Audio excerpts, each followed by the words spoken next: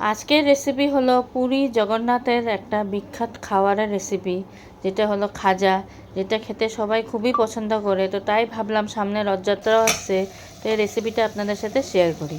তো তার জন্য প্রথমে আমি এখানে নিয়ে নিয়েছি 1 পোয়া ময়দা, সামান্য একটু ঘি দিয়ে, একটু নুন দিয়ে, সামান্য একটু চিনি দিয়ে এখন আমি ভালো করে ময়াম দিয়ে দেবো। আর ঘির জায়গায় কিন্তু আপনারা চাইলে রিফাইন্ড অয়েলও দিতে পারেন, কিন্তু ঘি দিলে একটা খুব সুন্দর গন্ধ হয়, তাই ঘি দিয়েছি। তারপর ভালো করে ময়াম দেওয়ার পর অল্প অল্প জল দিয়ে একটা ডো তৈরি করে নিয়েছি। তারপর ভেজা কাপড় দিয়ে কিছুক্ষণ রেস্টে রেখে দিয়েছি। উল্টা দিকে আমরা চিনির শিরাটা এখন রেডি করে নেব। তো ওখানে 1 বাটি চিনি দিয়েছি আর 1.5 বাটি জল দিয়েছি আর সামান্য একটু এলাচ দিয়ে ফুটতে বসিয়েছি। আর এদিকে ছোট একটা বাটিতে 2 চামচ কর্নফ্লাওয়ার আর সামান্য একটু রিফাইন্ড অয়েল নিয়ে এইভাবে গুলে আমরা সাইড করে রেখে দেবো। তো 10 মিনিট পর ডোর থেকে কাপড়টা উঠিয়ে নেব। ভেজা কাপড়টা উঠিয়ে নিয়ে ভালো করে একবার মেখে নিয়ে এইভাবে পাতলা করে লম্বা করে ইভেনলি আমরা পিসগুলো সব কেটে নেব। ডোর থেকে আমরা এরকম করে সমানভাবে কেটে নেব। তারপর এগুলো দিয়ে আমরা পাতলা পাতলা করে এখন রুটি বানিয়ে নেব। তো প্রথমে লেচিগুলোকে সমানভাবে আগে এইভাবে গোল করে নিলাম।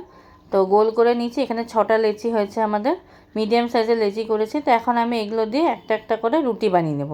তো অল্প করে ময়দা ডাস্ট করব আর এইভাবে পাতলা করে একটা রুটি বানিয়ে নেব। মনে রাখবেন রুটিটা যেন মোটা না হয়, একটা পাতলা রুটি করতে হবে আপনাদের। আর এটা পুরোটা আমি করেছি ময়দা দিয়ে। তো এইভাবে পাতলা করে রুটি করে নিয়েছি। তো এইভাবে 6টা রুটি আমি করে নিয়েছিলাম। তারপর যে কর্নফ্লাওয়ারটা যে গুলে রেখেছিলাম ওরকম রুটির উপর লাগিয়ে সামান্য একটু ময়দা ডাস্ট করে আবার একটা রুটি এইভাবে রেখে দিয়েছি। তো এইভাবে 6টা রুটি আমি রেডি করে নিয়েছিলাম, একটার উপরে একটা দিয়ে। ফাইনালি 6 নম্বর রুটিটার উপরে আমি এরকম একটু কর্নফ্লাওয়ারটা যে গুলে রেখেছিলাম ওইটা দিয়েছি আর একটু ময়দার ডাস্ট করে এখন এইভাবে রোল করে নেব। তো এই রোলটা একদম টাইট করে করতে হবে, কোনো রকম যেন হাওয়া পাস না হয়। এইভাবেই কিছুক্ষণ রোল করে নিলাম। তো তারপর এখন সাইড দুটো আমি কেটে নেব, কারণ সাইড দুটো একটু অসমান হয়ে আছে। এইভাবে কেটে নিয়ে এখন আমরা খাজার শেপগুলো একটা একটা করে দিয়ে দেবো। তো খুব মোটাও করব না, সমানভাবে সবগুলো কেটে নিয়েছি। তারপর এক একটা খাজা এইভাবে নিয়ে অল্প করে ময়দা ডাস্ট করে হালকা হাতে এরম করে একটু বেলে নেব। তো এইভাবে আমার এখানে 7টা মতন খাজা হয়েছে আর চিনির শিরাটাও রেডি হয়ে গেছে।